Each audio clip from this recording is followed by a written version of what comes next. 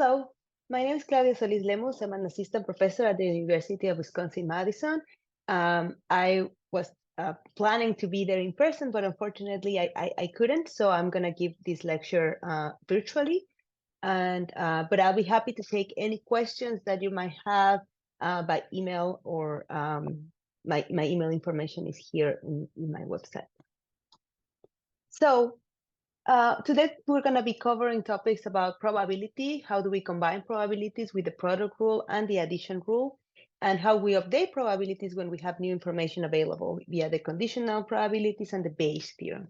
Last, we're going to see how we test hypotheses with the likelihood ratio test. All of these topics are very ambitious to cover in just 1 hour. So it's important to know that all the materials are in this link that I'm also going to share with the class, as well as the slides. So the point of today is not to understand everything that there is about statistics in 60 minutes. It's just to get like a sense, an overall sense of the topics, knowing that you can always check the material later, and there's even a YouTube video, a longer YouTube video that's available on the same link. So like I said, you don't need to remember or memorize everything in these 60 minutes, because you will have time later on to revise the material by yourself. And I also want to point out that some of the examples that I'm using are from this book. That is a book that I highly recommend. It's a book about statistics and probability for the general audience. So it's meant to be accessible for people that are not statisticians. So if you are interested to check it out, here is the information about it. Okay, so I always like to start these classes with this idea that probability is not really intuitive for humans. And we might think that sometimes when we are thinking of probabilities, our gut is going to tell us one answer, and we'll be very confident in that answer. I want to claim today that usually our gut is wrong. We do not want to trust our gut when it comes to probabilities. We want to trust formulas and calculations from those formulas. So for example, I'm going to show you 2 examples of how probability is not really intuitive. So a couple has 2 children, and you know that one of them is a girl. What is the probability that both are girls? Most people are going to say that it's 50%, because the sex of a child does not affect the probability of the other child. But this is actually wrong. And we're going to get to these examples later. Another example is that the HIV test gives a false positive result. That is, the test is positive, but the person does not have HIV 1% of the time, so 1 out of 100. If you get a positive HIV test, what is the probability that you truly have HIV, that it is not a false positive result? Most people will answer this question to be 99% of the time, because if the test is wrong 1% of the time, it's got to be right 99% of the time, right? Well, that is also wrong. So the message here is that probability is not really intuitive for humans. There's something about our brain that cannot really grasp these concepts. We are very good at understanding distances, volumes, etc., but not probabilities. And just as a last example, I think most people are familiar with the Monty Hall problem. For those that are not, I'll just briefly describe that you have 3 doors. Behind one door, there is a car, and behind 2 other doors are goats. And then the person that is playing the game needs to choose one door, and then the host will open one of the other doors that has a goat. And then the person has the choice of changing the door, or staying with the door they originally picked. There was this magazine column in the 80s called Ask Marlin, where Marlin von Savan wrote that the strategy to maximize your probability of winning is to switch doors. And it is very interesting, because people were very angry by her answer, by her solution to this problem. There was a survey that was done, and 92% of Americans in the survey thought that she was wrong. And then also, not only that, because this is general audience, the general public, but also over 1,000 people with PhD, many of them in mathematics, also wrote to her and demanded her that she retracted her answer because it was clearly wrong. In fact, there was a famous mathematician, Paul Erdos, that refused to believe the answer even after it was shown a mathematical proof. But she was correct. So the thing is that 92% of Americans, many PhDs, some in mathematics, even famous mathematicians, thought that her answer was not intuitive and was wrong. but her answer was correct. So just to show this example and the other examples to highlight again, it's not that you specifically are bad at probability. We all are as humans, even statisticians. We don't really trust our gut when it comes to the numbers that we give. So whenever we want to see a probability or calculate a probability, we do not trust our gut. We have to trust the formula. So that is the point of today's lecture. So what is probability? Well, Wikipedia describes this as a numerical description of how likely an event is to occur. And there are many ways in which we write probabilities. For example, the probability of getting struck by a lightning, we can write it as 1 in 500,000 or 1 over 500,000. If we input these numbers in our calculator, we'll get 0.000002. And if we multiply this by 100, we get the 0.0002%. 2%. All of these numbers are denote the exact same probability. They are just different ways of writing the same probability. Most mathematicians and statisticians prefer this number between 0 and 1 because it's something that we can just plug it in calculators and get different updated probabilities. Sometimes people like the percentage. So we multiply by 100 and we get a number between 0 and 100. I have seen that in many of the forensics literature, people refer to probabilities as 1 in certain number. For the sake of this class, we're going to be using probabilities as numbers between 0 and 1 because we're going to be calculating them we're using a calculator. So in forensic science, we're very interested in one specific probability. We want to know what is the probability that a randomly selected individual will have the DNA profile that matches the DNA profile from the evidence sample. Because if this probability is very high, that is, it's very likely that a random person matches the evidence, then we're not really impressed that the suspect matches the evidence. However, if this probability is very low, it's very unlikely that a random person is going to be a match, then we are very impressed if the suspect matches the profile. So probabilities allow us to know how impressed or unimpressed we are by matches to the evidence. Now, this is the question that we're going to be focusing on for this class, but just to make it simpler at the beginning, let's change it a little bit to what is the probability that a randomly selected individual will be a dog lover. So I'm just replacing, instead of randomly selected individual to match the evidence, randomly selected individual to be a dog lover. So if I take someone randomly in the street, are you a dog lover? What is the probability that they'll say yes? Now, for the sake of this exercise, we need to assume that there are only two types of people in the world: cat lovers and dog lovers. There's no one that is both, and there's no one that is either. We also want to assume that, no one is both. And in this example, later we'll translate to people who match the profile and people that do not match the profile. So we have two options that are disjoint. The way to answer this question is by getting at information from the whole population. So imagine that I see the whole population here are these people, and I know that the people that are drawn in gray are cat lovers, the people that are drawn in dark pink are dog lovers. So I can calculate, well, out of the 45 people that are in my population, 21 of them are dog lovers. Therefore, 21 divided by 45 gives me a 46.7%, or it's roughly 1 in 2 people are dog lovers. So this will be my probability. If I ask someone randomly from the street, 1 out of 2 people will be dog lovers. The first question that we want to ask is, what population is this one? Because the frequencies can be quite different if we're looking at the US population or the Australia population, right? So whenever we are looking at probabilities, we want to know what is the population that we're focusing on. So let's add that to our question. So what is the probability that a randomly selected individual in the US will be a dog lover? And therefore, we're going to be focusing on frequencies only within the US population. Now, we assume that to calculate this number, we assume that we know the cat and dog preference of every single person in the US, which is, of course, not realistic. So what we really do in practice is we don't have the information from everybody.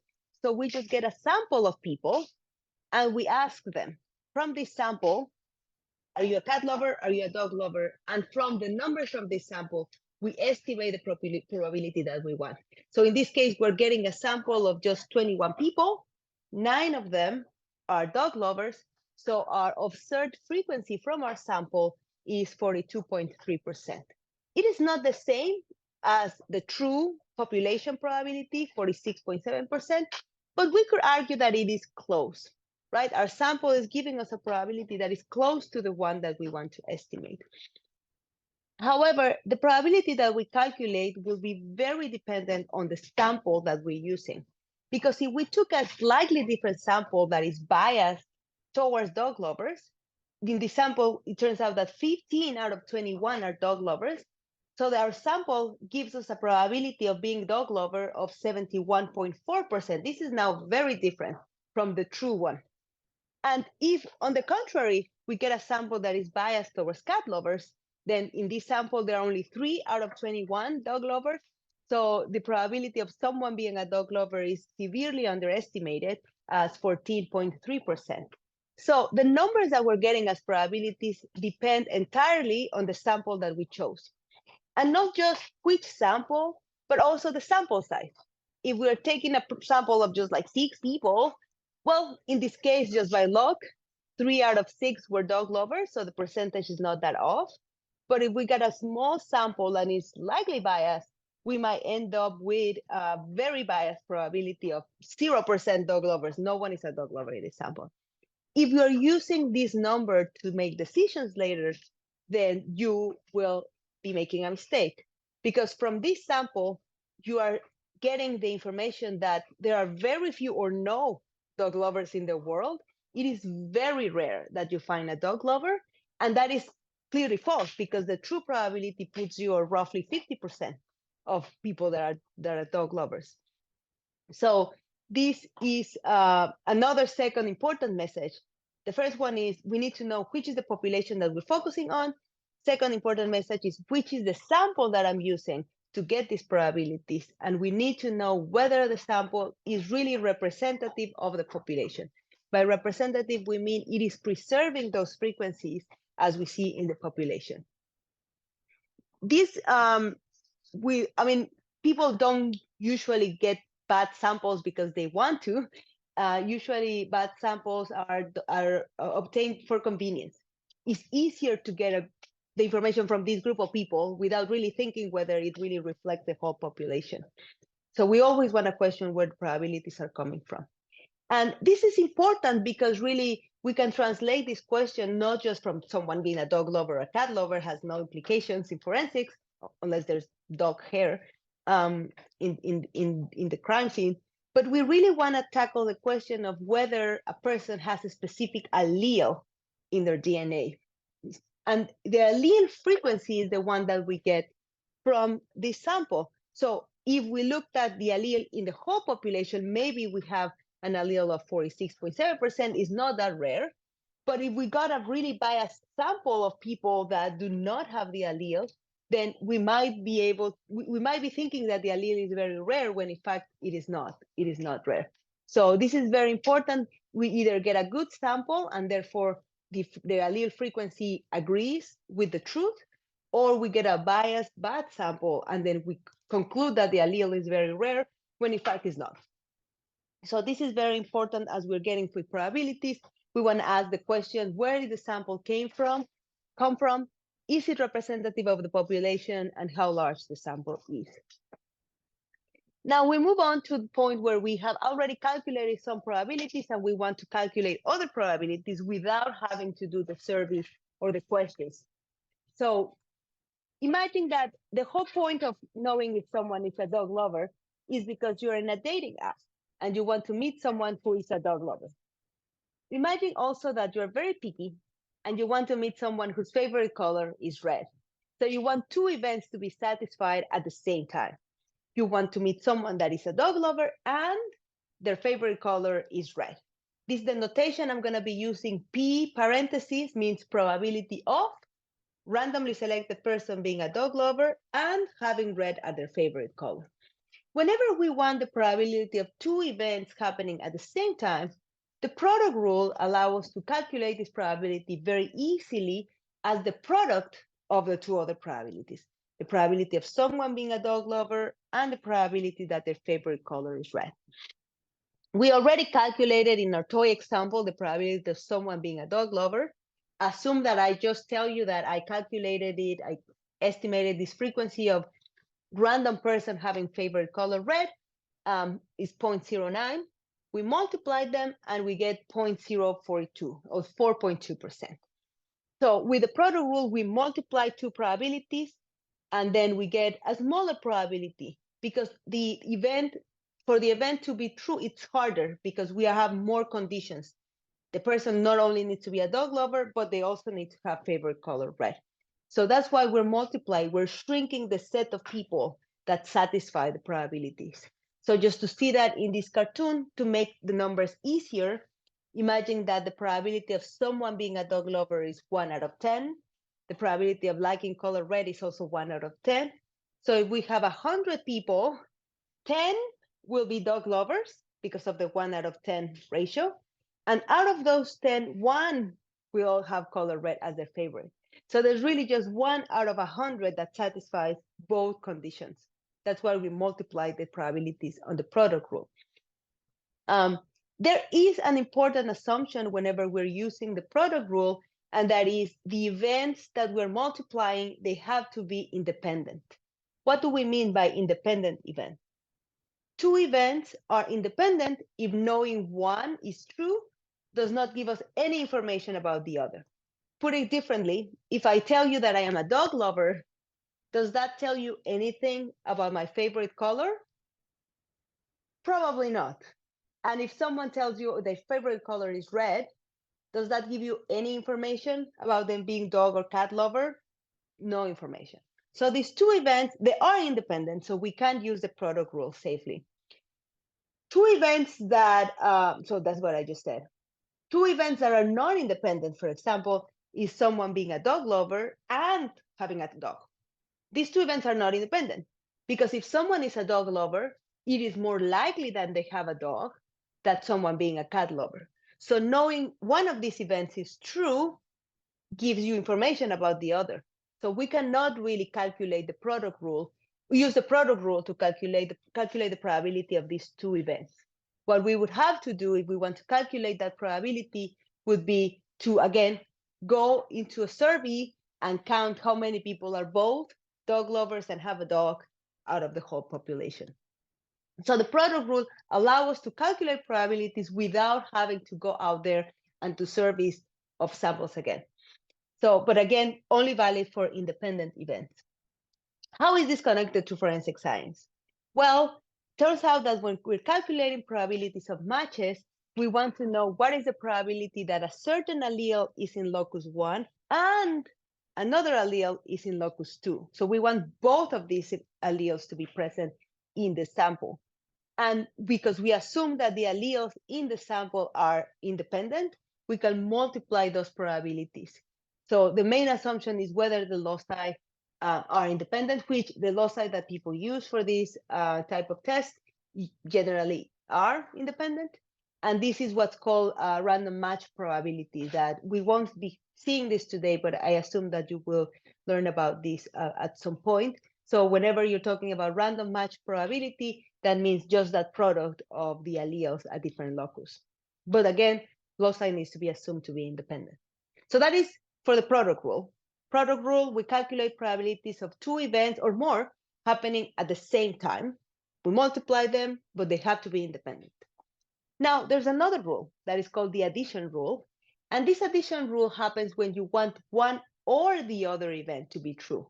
So for example, imagine that you want the probability that someone is a dog lover or their favorite color is red. So you are fine either way, if they are dog lovers or if their favorite color is red. You don't need both to be satisfied at the same time. One or the other is okay. For this case, we use the addition rule. The addition rule, as its name suggests, tells us that we add those two probabilities, the probability of someone being a dog lover, plus the probability of someone having favorite color red, minus the probability of satisfying both. And the reason for that is if we look at this Venn diagram, when we're counting people that are dog lovers, this is the pink circle, we are also counting those that have favorite color red. And when we're counting people that have favorite color red, we're also counting those that are dog lovers.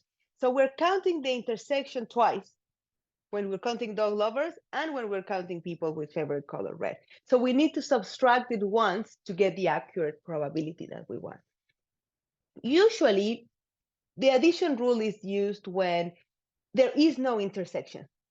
Both events cannot happen at the same time. So for example, the probability of someone having blue eyes or green eyes, let's assume that there's no one that has both, one of each. Whenever this is the case, we just add the probability of blue eye plus probability of green eye. Most of the times when people use the addition rules, they don't subtract the intersection because they only use it in cases when the events cannot happen at the same time, which is this one. So whenever you're adding probabilities, you always have to ask the question of whether the events can happen at the same time or not. How is this connected to forensic science? Well, whenever we have mixed samples, there could be different alleles appearing in the same locus. So we want to know what is the probability that this allele in the locus or this other allele. So or both cannot be at the same time. So we just add the probabilities of the both alleles. So this is what's being used to do the combined probability of inclusion. Okay, so key questions again, a summary of product rule. We can calculate the probability of events that happen at the same time when they are independent. And the addition rule, we can calculate the probability of two events or one or the other happening, but they cannot happen at the same time. Key questions, whenever you are multiplying probabilities, if someone is telling you this probability is just the product of these other probabilities, you need to pause and always ask the question of whether the events are truly independent. And whenever it's giving you a probability and you're just adding the probabilities, always pause and wait. Can they happen at the same time or not? Because if they do, just adding them is not going to give you the correct probability. Okay, so third thing, moving on. So we said, what are probabilities, product rule, addition rule, and then the third topic of probabilities is updating them when we have new information available. This is the most powerful part because this is the one that's related to conditional probabilities that will translate into likelihood ratio, which is what most people use to test different hypotheses. So imagine, again, we're using the dog example. So you are looking at your dating app and you see the photo of a person that has a dog. So we want to know, okay, what is the probability that this person is really a dog lover, given that they have the photo of a dog? So this is what's called a conditional probability. Again, P of parentheses means probability of someone being a dog lover. And then we usually use this vertical line to denote the condition on them having the photo of a dog. So everything after the vertical bar is something that you know for sure. You have certainty. You are seeing that have a photo of a dog in the app. You have certainty of this event. So now we want to calculate the probability, update it, now that we have this new information of someone having the photo of a dog. The conditional probability allows us to reduce the population and only focus on those that have photos of dogs. Because you now know something for certain, then you reduce to only those that have photos of dogs. And there must be people that are cat lovers and have photos of dogs here. I'm pointing at them with my cursor. But the majority of people that have photos of dogs are probably dog lovers. So if we just restrict our population to those that have photos of dogs, then the probability of someone being a dog lover will be higher. So if we look at here, our original population had 45 people. Out of those, 15 have photos of dogs. And out of those 15, 12 are dog lovers. So in fact, there's that 80% chance that someone that has a photo of a dog is a dog lover. Our original probability, if you remember, was 46% without any new information. But if we have information that they have photos of dogs, the probability jumps from the 46% to 80% because the new information is making it more likely that the person is a dog lover. I want to make a distinction here with a point that can make people, sometimes people confused. There is a difference between a conditional probability and the probability of two events happening at the same time. Because in the conditional probability, you have certainty.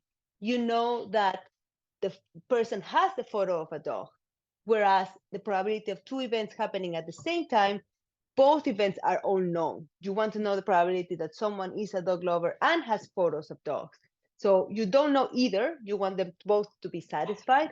And in fact, you need that probability to calculate the conditional probability. So the formula for the conditional probability is the probability of the intersection, both events happening at the same time, divided by the probability of the event that you know for sure. So if the event that you know for sure has a very small probability, it's very unlikely, that is going to make the conditional probability much higher because you are dividing by a smaller number. So if we use the formula from before, 12 out of 45 people have both, are dog lovers and have photo of a dog. And then, like we said, from our population, 15 have photos of a dog out of the 45. So we get the exact same population probability as before, with either path, reducing the population under study or plugging in the numbers. In the formula, we get the exact same 80%. So the second event that we have here is known, and thus it provides with more information to update the probability of your event. That is the key insight. And let's do one example on conditional probability, just to train ourselves. Let's say that the probability, and this is one of the examples that we said from the beginning where people tend to give the wrong answer, that their guts tend to give a wrong answer. So let's say that the probability of false positive in the HIV test is 1/100. This is made up numbers, by the way. If you go there and take the test and you get a positive test, what is the probability that you do not have HIV? We want to know, okay, I want the probability that I'm healthy, even if I have a positive test. Our gut will say that the probability of not having HIV is 1/100, because that is the probability of a false positive. But that is wrong, because the probability of getting a positive test, given that you're healthy, that is 1/100. So the probability of a false positive means you are healthy and you get a positive test. So what you know for sure is you are healthy and you got a positive test. That probability is 1/100. The other one is the one you really want. You have a positive test in your hand. You want to know what is the probability that you're healthy. That is not 1/100. This confusion, in fact, is called the prosecutor's fallacy, where you change the event that you know for sure, and then you think it's the same probability. It is not. So the main question is, what is it that I know for certain? The false positive rate, what you know for certain is that the person is healthy, and then by chance, they will get a positive test 1/100 times. The one that we really want, you went to get a test, you have a positive test in your hand, that's what you have know for sure, and I want to know whether I'm healthy or not healthy. That is the unknown. That's not 1/100. So that's the prosecutor's fallacy. So again, we don't trust our gut ever when we're dealing with probabilities. We want to use formulas, and this is a new formula that we haven't discussed before that is called the Bayes theorem. The Bayes theorem allows us to flip those probabilities. We only have one of them, A given B, and we want the other one, B given A. And we just follow this formula. So the probability of being healthy, given that I have a positive test in my hand, by Bayes' theorem is the reverse, the probability of getting a positive test, given that I'm healthy, multiplied by the probability of being healthy, divided by the probability of getting a positive test without any conditions. This first number, getting a positive test given that you're healthy, that is the false positive rate. That's 1/100. But we also need these other two probabilities.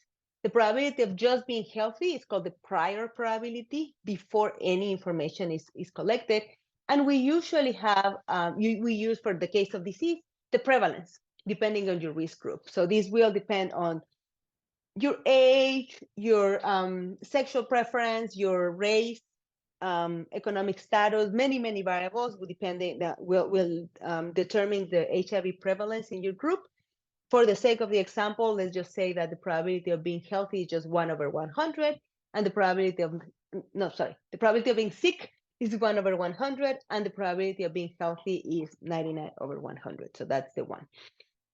Now, people are many times they pause and they say, wait a minute, I want to calculate the probability of being healthy given that I got a positive test, and I need the probability of being healthy. Isn't that kind of circular? And it is not, because the probability of being healthy is what I said is called a prior probability, before any information. The positive test is new information. So remember, the conditional probability is about updating probabilities. So you had a prior probability of being healthy that is going to be updated by the positive test.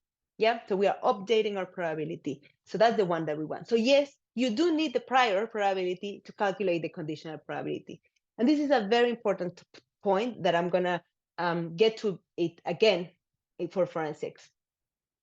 And yes, this is exactly what I just said. So the only thing that we're now missing is this probability of getting a positive test without any conditions. We rarely know this. Usually the people that develop tests for HIV or for COVID, they know the conditional probabilities. What is the probability of positive test for a healthy population, and what is the probability of positive test for the sick population? We only know the conditionals. Whenever we only have conditionals, we use what's called the law of total probability. So the law of total probability allows us to calculate the probability of event when we have the conditional probability. So these ones. So in our case, we already know this part, but probability of positive test given healthy times probability of healthy is one part, plus the probability of positive test given that you're sick, multiplied by the probability of being sick. The example doesn't give us the probability test, the probability of getting a positive test for the sick population, but for the sake of the example, let's assume this is 100%. That means if you're healthy, you always get a positive test. Again, if you're sick, you always get a positive test. I don't know why I'm getting confused with sick and healthy. Okay, if you're sick, you always get a positive test. That's 100%. And then the probability of being sick, well, that's the 1/100 that we had from the HIV prevalence on your risk group. You plug these numbers in your calculator, and it will give you a 0.0199%. And if you plug everything in, you get roughly 50%, so 49.7%. So first thing to note, this is not the 50% that, the 1% that our gut was telling us, right? So at the beginning, we thought, okay, the probability that you do not have HIV has to be 1%. That's not true. It's actually 50%. So even if you have a positive test, you still have a coin toss of being healthy because you have a very high prior probability of being healthy. So the positive test, you started with a 99% probability of being healthy. And now, of course, with a positive test is lower, your probability of being healthy, but it's still not that bad because you started with a very high probability.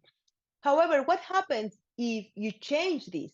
Let's say that you have a lower probability of being healthy because you have been in a group that has high risk, or because you had an accident and you get blood, that was infected, something happened, and then your prior probability of being healthy is not 99%. For the example, let's just say that is much lower, it's 10%. Then with this new number, the probability of being healthy after a positive test is actually much smaller. It's very unlikely that you are healthy if you got a positive test. So the key message here is that this prior probability is very, very important, because depending on that number, that is the conditional that we're going to need. That's one point that a lot of people in forensic science, they tend to forget or actively ignore. If I want the probability of someone being guilty, given that their DNA match, that's what the probability that I want. So you have a suspect, the DNA match, right? You want to know, okay, what is the probability that they're really guilty? This one, the probability that the DNA match, given that they're guilty, this will be whatever number, right? I mean, this is what you calculate with the random match probabilities.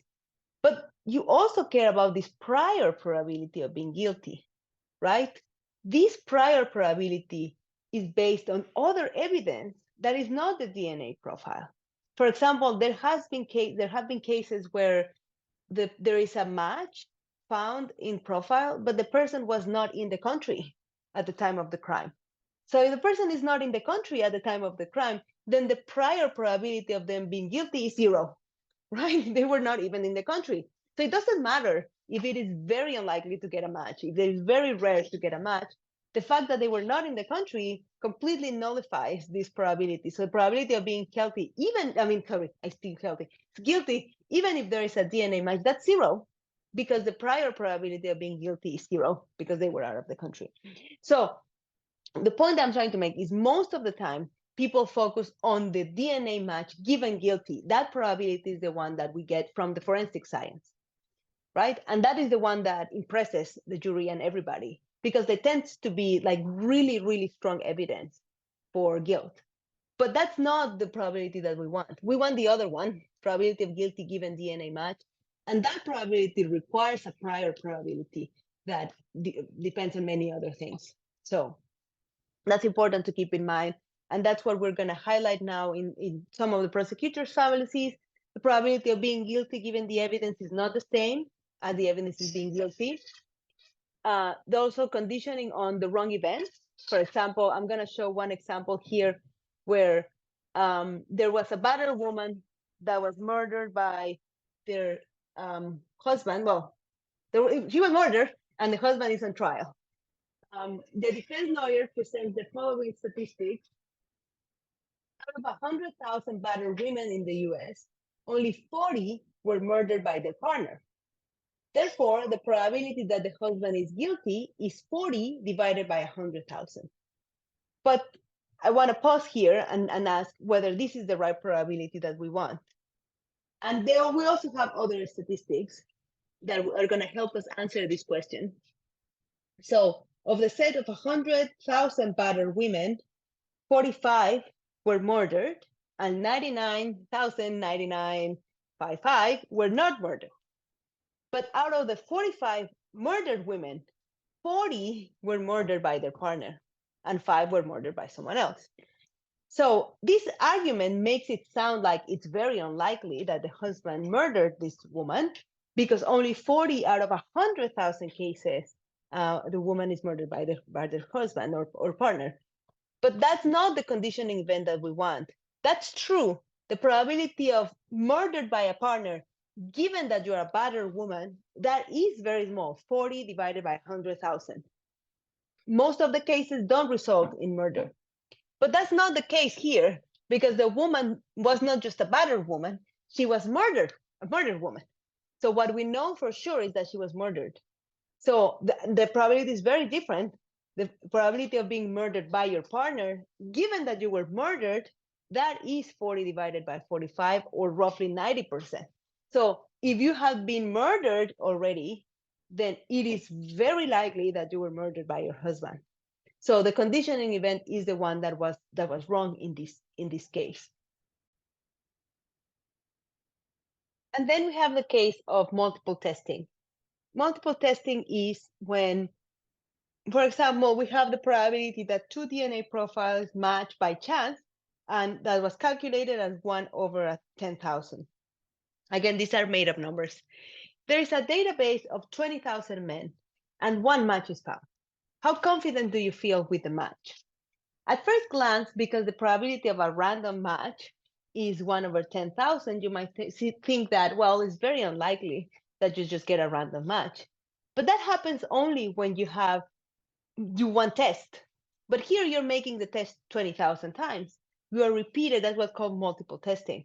And it turns out that probability is not that low anymore. Because here, the probability of a random match, yes, that's 1 over 10,000. Therefore, the probability of no match is 1 minus 1 over 10,000. So because it's the opposite event. And then if we're doing that 20,000 times, the probability that there is no match in 20,000 of the test we're just multiplying them because there are 20,000 independent tests. So we're multiplying this number 20,000 times. That is the probability of seeing no matches in 20,000 tests. But we want the probability of at least one match. That is 1 minus the previous probability. Long story short, this probability is 86%. The probability of finding one match, at least one match in 20,000 tests, is close to 90%. It's very certain. It's very high, the probability. So it doesn't matter that the probability of random match is very small to begin with. If you're doing this test many times, the probabilities accumulate. So you're not as confident anymore that you found a random match. So that's some of the things to keep in mind with probabilities now that we move more into like forensics topics. And the last thing that we want to cover today is testing hypotheses. That's usually what we want the probabilities for. We want to know which hypothesis has more weight, the hypothesis of the prosecutor or the hypothesis of the defense. And we have some evidence. If the probability that the hypothesis from the prosecutor, given the evidence, if that probability is greater than the probability of the hypothesis of the defense, then we're going to say, oh, okay, maybe the prosecutor has more weight. The evidence is given more weight to the hypothesis of the prosecutor. If, on the contrary, the hypothesis of the defense has more probabilities, more likely given the evidence, then we're going to say, okay, well, the defense is likely true or is right, given the evidence that we observe. So basically, as humans, we're going to make our decisions based on which probability is higher, the probability of the hypothesis of the prosecutor or the probability of the hypothesis of the defense. Both condition on the evidence. Again, these are conditional probabilities because what we have in our hands and we know is the evidence. Here is assuming that the evidence is, there's no error in the evidence, which is another whole topic that we're not going to get into. Assuming the evidence doesn't have any error, we want to compare these probabilities. We usually don't compare probabilities as they are. We usually like to put them in a ratio. So we did the probability of the prosecutor divided by the probability of the defense. And this is what's called posterior odds. By Bayes' theorem, we can get the probabilities flipped. And if we do the ratio of those two formulas, we'll get that the posterior odds are equal to the likelihood ratio multiplied by the prior odds. The likelihood ratio is the flip probability. What is the probability of observing this evidence if the prosecutor is true, or the probability of observing the evidence if the defense is true? So this is what's called the likelihood ratio. But just as I told you before, this is not really the probability that we want. We want the posterior odds. We want the probability of the hypothesis being true given the evidence, because what we know for sure is the evidence. And that depends a lot on what the prior odds are. And many times when we are in trial or when we see the information from forensics, they don't give any information on prior odds. We cannot calculate them as we do for the likelihood ratio. So this is a quantity that's commonly used to assess the support of evidence to prosecutors or the defense hypothesis. So let's just show one example.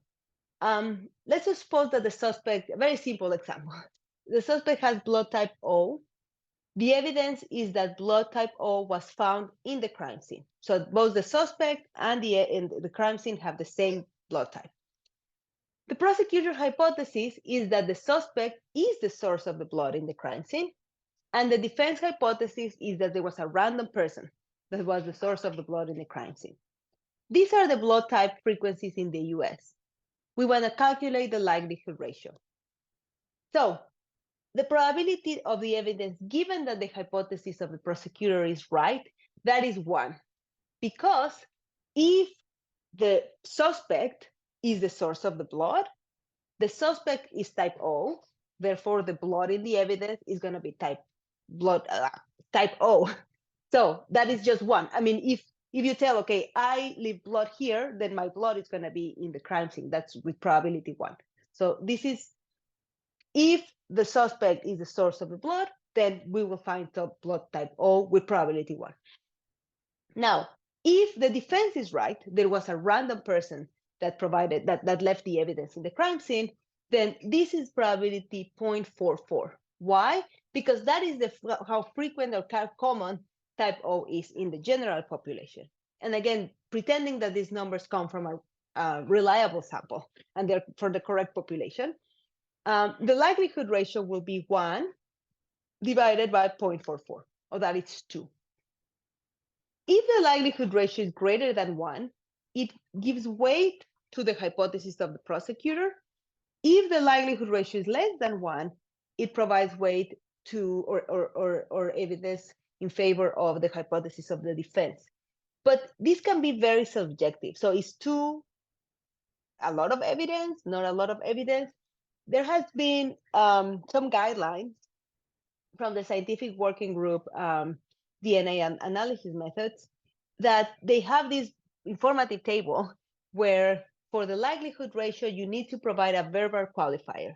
So if the likelihood ratio is between 2 and 99, you say there is limited support, but it's limited. If it is greater than 1 million, you say very strong support. This table is a little controversial to begin with, because people, when they hear this very strong support, they think, aha, the prosecutor is right. But they're forgetting that we are not even talking about the prior odds. So the likelihood ratio is not really giving us the probability that we want. Again, if the person, even if they match, even if the likelihood ratio is 1 gazillion, if the person was not in the country when the crime happened, then this probability of guilt is 0. So the likelihood ratio is not giving us the probability that we want. So first challenge with likelihood ratios is that it says nothing about the probability that we want, the guilty, whether the person is guilty given the evidence. And the other thing that likelihood ratios are challenging for is that they assume that both hypotheses are mutually exclusive and collectively exhaustive. They are usually denoted MECE. So mutually exclusive means that the two hypotheses, they cannot happen at the same time. And collectively exhaustive is that they cover all the possibilities. So to share one example, it turns out that most software that reports likelihood ratios, they say it in terms of the suspect being the source of the sample versus an unrelated unknown individual. So that is the alternative hypothesis. So the hypothesis of the prosecutor is the suspect is the source. The alternative hypothesis they are comparing is an unrelated unknown individual is the source. These are the two hypotheses. Now, this hypothesis 1 versus hypothesis 2. These two hypotheses, the question is whether they satisfy these two conditions, mutually exclusive and collectively exhaustive. They are mutually exclusive because there's either the suspect, the source, or someone else. Cannot happen at the same time. But it turns out that they are not collectively exhaustive because there is either the suspect, right, the source, unrelated or known, but there's another option in there, right? What is the related or known? It could be someone related to the suspect. That is not considered into the likelihood ratio. So the likelihood ratio most of the time is not valid because the two hypotheses are not collectively exhaustive. And this is even worse for the case of mixed samples, because when we have mixed samples, most software assumes that the number of contributors to the sample is known, but spoiler alert, it's never known. So what's going to happen is that the software is going to compare two hypotheses. Suspect is one of n contributors, n being whatever number they want, or there are n unrelated or non-contributors. But there's a huge gap in here of things that could happen, even if we rule out all the relatives. Imagine that the suspect has no relatives in the world. Even if we don't have relatives, there is still a huge possibility here that is not being considered, and that is that they're not n contributors, right? The software is limited to just having n contributors. That is, so, and they assume that this number is known. It's estimated by the software, right? It's not that they make it up, but this estimation can be flawed. It could be an erroneous number, and the likelihood ratio is based on that n, that was already calculated. So what would we love is to have software that calculates likelihood ratios for suspect is a contributor or not a contributor. Those are two collectively exhaustive hypotheses. However, there's no existing software that uses these hypotheses when calculating likelihood ratios, unfortunately.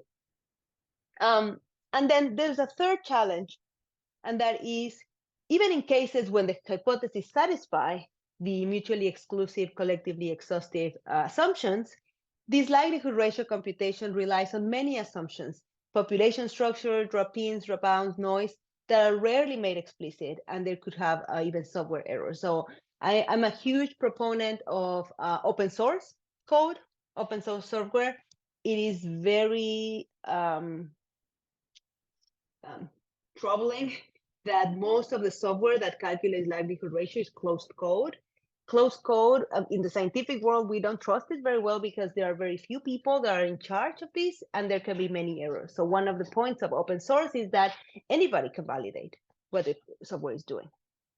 We don't have that. So there are many challenges with likelihood ratios. There is an interesting paper on limitations of probabilistic claims that I just wanted to point out.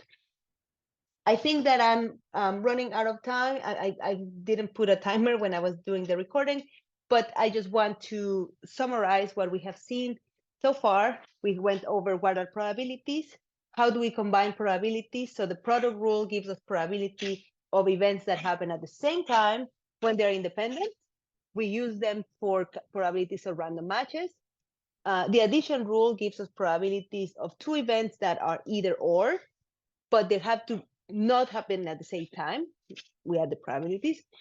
And then conditional probabilities and Bayes theorems allow us to update probabilities when we have new information.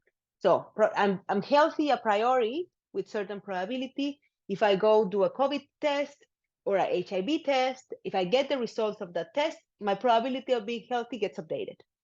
Similarly, for probability of guilt, there's a priori probability of guilt based on other things. You get a DNA sample from the suspect, you compare it to the DNA in the evidence. If there's a match, you update the probability of guilt given the match. But there was a probability of guilt to begin with that is rarely included in the calculations. And last but not least, we want to test hypotheses. One of the most common ways to test hypotheses is with likelihood ratios. That is comparing how likely it is to see this evidence if the prosecutor is right versus how likely it is to see this evidence if the defense is right. So it does give you some idea of the weight, the evidence, whether it's leaning towards the prosecutor's hypothesis or the defense hypothesis. However, the computation of likelihood ratios is very challenging. Many times the hypotheses that we're comparing are not exclusive, are not exhaustive. And also the software that calculates these likelihood ratios is closed code, and there are many things that could be happening that we don't really know. The key messages from our part: there are many things that we cannot do. So I'm just stating some problems, not necessarily giving any solutions. There might be things we cannot do, but at the very least, what we want to do is always pause when we're dealing with any probability. Don't trust your gut ever. Just pause. Think whether you're satisfying the assumptions of product rule, addition rule, conditional probabilities. Also, if we're given a number, where is this number coming from? What is the sample? What is the population? Because if we're using population from South Korea on alleles to apply to a population of the US, then might not be the valid number that we want to be basing our inference on. And also, we want to ask if there are any violations of assumptions. If we're multiplying probabilities, are the events independent? If we're adding probabilities, can they happen at the same time? And also, what is the probability that I really want? Remember, when we're conditioning, when we're getting a conditional probability, the conditioning event is what we know for certain, right? That is what we know. And we want the probability of the other event. So many times we get confused because we're giving probabilities that sound good, but it's not really the probability that we want. So with that, I conclude for today. And again, all these notes are in this link. And then there's also, for those that are interested in software and programming, there is a open forensic science book in R that is open source. Okay, so thank you.